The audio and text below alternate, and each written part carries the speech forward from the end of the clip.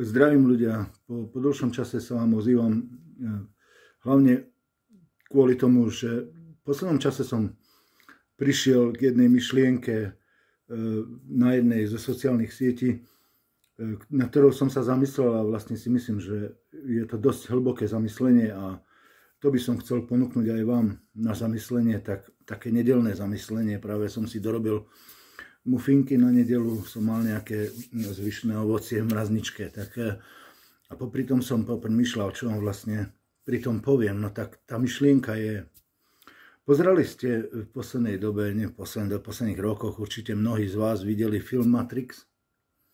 Videli ste samozrejme všetky možno jeho pokračovania? Na koho stranu ste sa postavili v tom filme? S kým ste sympatizovali? Na stranu rezistencie? Zrejme niektorí mnohí z vás pozerali film Divergencia. Takisto, na ktorú stranu ste sa postavili v tom filme? Tiež na stranu rezistencie. Tiež sú tam pokračovania toho filmu. Potom Hladové hry, Hunger Games, tiež všetky diely ste určite pozerali. Na koho stranu ste sa postavili? Na tú stranu mocných vlády alebo na tú stranu tej rezistencie, tých obyčajných ľudí, ktorí vlastne proti tomu systému začali bojovať a povstali, ktorý bol zlý. A rovnako ste pozerali film V ako Vendetta, takisto ste sa postavili na stranu rezistencie odporu. Tak ja proste jednoducho nechápem, prečo si myslíte teraz, že v tom reálnom svete, v dnešnom reálnom živote, ja viem, že som spomínal filmy, hej, ale v tom reálnom svete a v reálnom živote, prečo to tak nie je? Prečo sa všetci nepostavíte na stranu rezistencie a na stranu odporu proti tomu systému, ktorý doviedol svet tam, kde je? To si ešte stále myslíte, že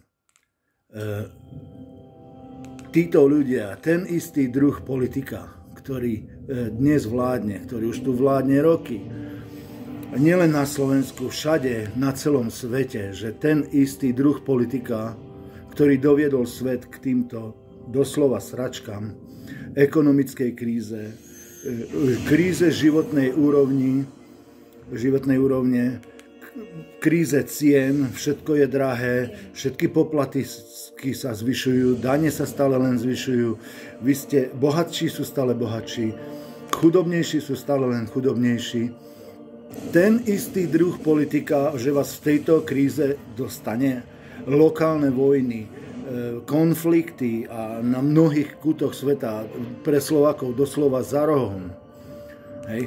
Si myslíte, že ten istý druh politika, ktorý toto spôsobil, že ten istý vás z tejto krízy dostane?